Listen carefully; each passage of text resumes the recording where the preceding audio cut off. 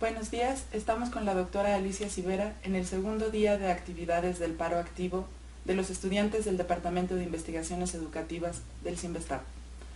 Alicia, ¿qué nos podrías decir sobre los eventos del 26 de septiembre en Iguala Guerrero? Bueno, lo primero que hay que decir es que es una situación completamente inadmisible, que toda la sociedad tendría que reclamar justicia, y no solo en este caso, sino en el caso de tantas y tantas muertes que ha habido, ¿no? México no puede ser una fosa como lo está haciendo. Ahora, en el caso de las normales rurales en específico, y sobre todo Ayotzinapa, creo que es importante decir que son instituciones que han vivido una violencia constantemente a lo largo de su historia. Actualmente es una violencia en la que está involucrada el narcotráfico, pero es una violencia que ha existido desde el inicio de la normal. La normal se abrió en 1926, cuando Guerrero tenía un analfabetismo del 70%. Prácticamente el 90% de la población mayor de 6 años no tenía ninguna instrucción. Entonces, el que abrieran una escuela normal en ese estado fue abrir una puerta hacia cantidad de jóvenes que no tenían ninguna otra opción educativa, tanto en el estado como en otras regiones. Eso es algo que sigue pasando actualmente. Guerrero es un estado muy castigado, es uno de los estados que tienen el mayor rezago educativo, y entonces estos jóvenes entran a estudiar en una escuela en la que además inició con un proyecto muy democrático. Sus dos primeros directores, Bonilla y el profesor Isidro Burgos, eran defensores de la escuela nueva, que buscaban un cambio en la pedagogía y que buscaban enseñarle a los chicos a ser muy democráticos, a gobernarse a sí mismos, y fueron escuelas, pero sobre todo Ayotzinapa, muy importantes en el intento de cambiar la violencia de la revolución por las palabras y por la argumentación.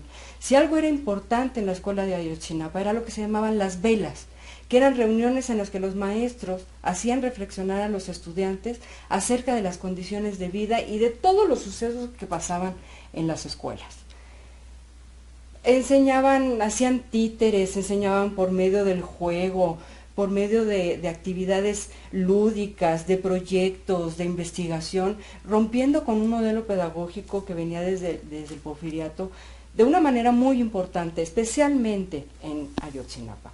Pero ¿qué pasa con un modelo educativo dentro de un contexto de conflicto político y de extrema pobreza? El gobierno federal, tratando de consolidarse dentro de Guerrero, un estado en el que hubo muchos gobernadores en turno, con malas relaciones entre el gobierno estatal y el gobierno federal, con un reparto agrario bastante tardío, el gobierno federal nombra al director de la escuela como el representante del Banco Nacional de Crédito Ejidal, y desde la escuela se va organizando el reparto agrario en una parte de Guerrero que no había tenido reparto. Esto colocó a la escuela en un estado de vulnerabilidad frente a los terratenientes. Entonces, en este momento son las ligas de policía municipal, de policía estatal, no sabemos ni de qué otras fuerzas, con el narcotráfico, lo que estamos viendo en este grado de violencia. Sin embargo, eso se vivió desde aquel momento con las guardias blancas, con los cristeros, incluso en 1940 a los estudiantes y a los maestros de Ayotzinapa se les dio arma para defenderse de los sinarquistas.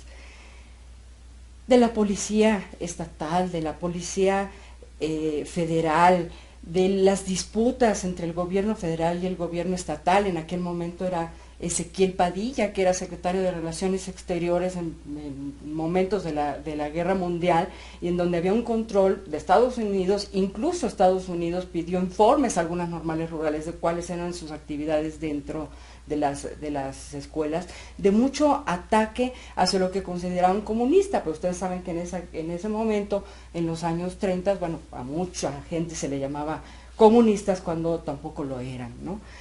¿Qué pasa con este proyecto democrático? Los estudiantes quedan como carne de cañón. Los estudiantes, por su calidad de jóvenes, en ese momento tenían entre 12 y 22 años, porque la enseñanza normal no era todavía, no tenía un nivel de licenciatura. Estos chicos tenían máximo 3 o 4 años de primaria, y con eso ya se lanzaban a hacer un trabajo de apoyo cultural a las comunidades de manera muy, muy importante. Quedan como carne de cañón, quedan atrapados tanto por su juventud como su pobreza dentro de esta maraña de convulsión que sigue existiendo en Guerrero ahora con otros actores. En ese momento en que ellos tienen que intervenir en el reparto agrario y en la formación de cooperativas agrícolas, se dio lo que ellos llamaron la primera gran calumnia, la primera gran traición. Una de las cosas que sucedió fue, primero, que se les redujo el presupuesto de una manera impresionante a partir de la expropiación petrolera. Esto hizo que no tuvieran profesores, prácticamente no tenían profesores. Todo lo que tenían para producir, para comer y demás, lo ponían ellos o los padres de familia. Entonces las escuelas estaban realmente viviendo en mucha pobreza. Y todavía producían en la escuela, porque tenían que ser un modelo de producción hacia las comunidades para enseñar a la gente a producir de una mejor manera en los nuevos ejidos que estaban apenas comenzando, cuando eso era un experimento, porque no habían agrónomos que supieran cómo hacer producir pequeños ejidos. Ellos tenían que hacerlo, y ellos hacían producir sus tierras, trabajaban con sus animales, que ellos ponían, no el gobierno, y sin embargo las ganancias tenían que dárselas a la Secretaría de Educación Pública, y nunca llegaban las ganancias de regreso. Ellos quedaron en medio de los ataques de los terratenientes, de las disputas entre el gobierno federal y entre el gobierno estatal, y se les acusó en determinado momento de haber hecho agravios a la bandera de México. Eso sucedió en varias escuelas, salió en los periódicos, es la primera vez que Ayotzinapa sale en los periódicos de primera plana. Se encarcelan a 6 estudiantes y a 3 profesores, con lo cual la escuela se quedó con un solo profesor, trabajando sin profesor, y el ejército sitía, hace un sitio de la escuela. Entonces incluso la escuela, de los pocos recursos que tenían, financiados por estudiantes y por maestros, tenían que darle de comer al ejército que estaba rodeando la escuela. El conflicto llega después a un arreglo con una visita de Manuel Ávila Camacho, a quien habían ellos apoyado para ser presidente de la República. Sin embargo, los estudiantes siguieron presos durante 6 meses, algo así, y desde entonces el presupuesto se redujo drásticamente, tanto en Ayotzinapa como en otras escuelas. De hecho, la mitad de las escuelas desaparecieron. Fue una campaña que empezó en 1941, y hay una frase que recuerda el director de la escuela en ese momento, que era Hipólito Cárdenas, un agrónomo bastante destacado en ese momento, que marca un poco la pauta de lo que han sido estas escuelas. Cuando el ejército está fuera de la escuela de Ayotzinapa, uno de los estudiantes le dice a los soldados: ¿por qué ustedes nos están llevando a la cárcel cuando nuestros abuelos y nuestros padres lucharon con los zapatistas precisamente para que todos nosotros tuviéramos derecho a la educación? ¿Por qué nos están llevando a la cárcel si nosotros hemos luchado por el derecho a la educación? Y eso es lo que ha hecho las escuelas normales rurales a lo largo del tiempo, luchar por el derecho a la educación. Pero ahora se está incluso luchando por el derecho por la vida.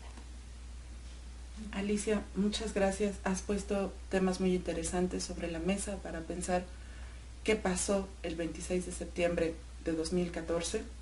Has mencionado que las normales rurales buscaban cambiar la violencia por medio de la palabra. Has señalado la pobreza, la disputa entre niveles de gobierno, la represión y el estatus de los jóvenes como carne de cañón en medio de esa disputa entre niveles de gobierno. Tenemos muchos más elementos para analizar qué pasó en Iguala. Muchísimas gracias, Alicia. Esperamos continuar con este paro activo Gracias a todos. Gracias.